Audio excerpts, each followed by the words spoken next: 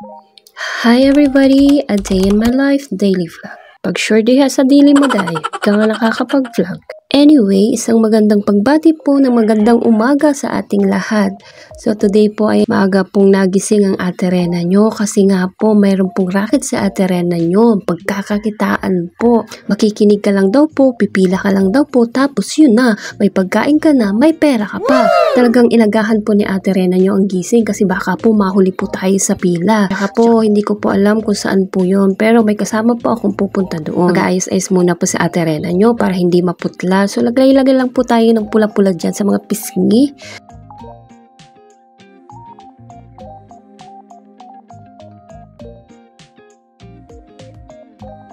May nakakapapa nga si Ate Rena yung pimple dyan. So ayan, okay na. Maganda ka na, Day. Dito po ako nananalamin sa may pintuan. Kala nyo ayan, ready na si Ate Rena yung pumila mamaya sa initan. At ito na naman yung ilong ko, pinipimples na naman. Bahala nga kayo, mag-stay kayo sa ilong ko. Tara na, tapos na ako. Joke lang po. Maglalagay pa po ako ng pabango para mabango naman pag dumaan tayo kahit araw-arawan tayo mamaya. Alam ko kasi ang mangyayari mamaya. Abaday, ipaligo mo na kaya yung perfume sa buong katawan mo. Oo na, mabango ka na. So tapos, may isa pa po. Maglalagay pa po tayo ng pulbo. Salitang Bicol po yung pulbo. Pampaputi po ng mukha ng kunti. Tapos paglabas mo, wala na uli. Diba? Sobrang init po ngayon mga atis kuyas. Ewan ko, lalo na siguro mamaya. May isang oras pa naman po ang Ate Rena nyo bago kami umalis. Sabi ni ate, dadaanan daw po niya ako dito sa bahay. So syempre, nakakahiya naman kapag pumunta siya dito na hindi pa ako tapos. So dapat, nakaprepare na si Ate Rena nyo. So hindi pa nga po pala ako kumakain. Pero hindi naman talaga po ako kumakain kapag umaalis.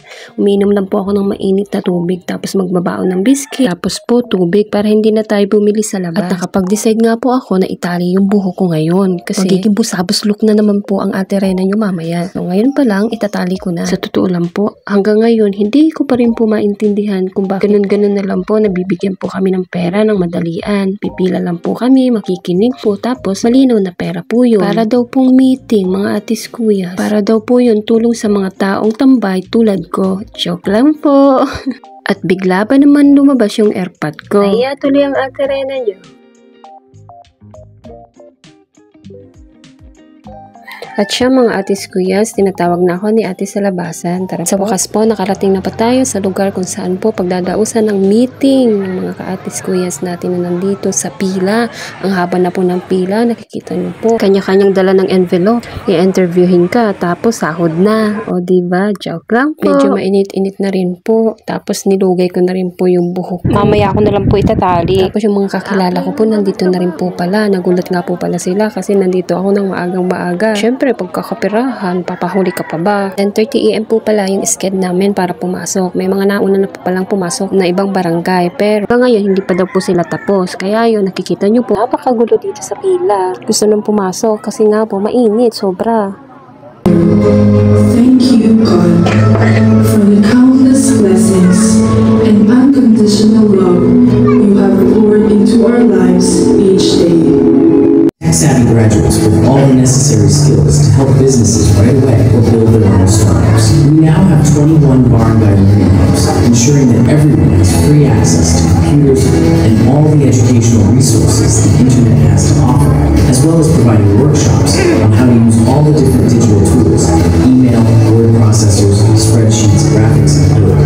Every DepEd classroom from K to 12 has been transformed into an AVR with 55-inch smart television where teachers, using their city-provided laptops and MacBooks, can prepare content to the highest G10 schools in Central Missouri, and made our schools division office the 7th most improved in the Philippines. Along with our scholarship program serving more than 3,000 students yearly, this has led to many BPO companies located in our city. Wait lang tapos po muna ito.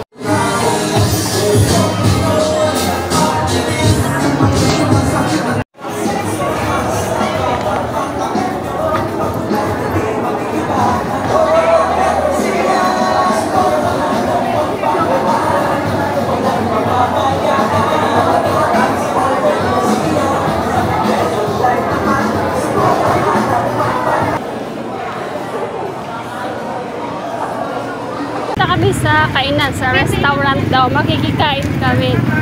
So, yun yung parang ano namin dito. Libre.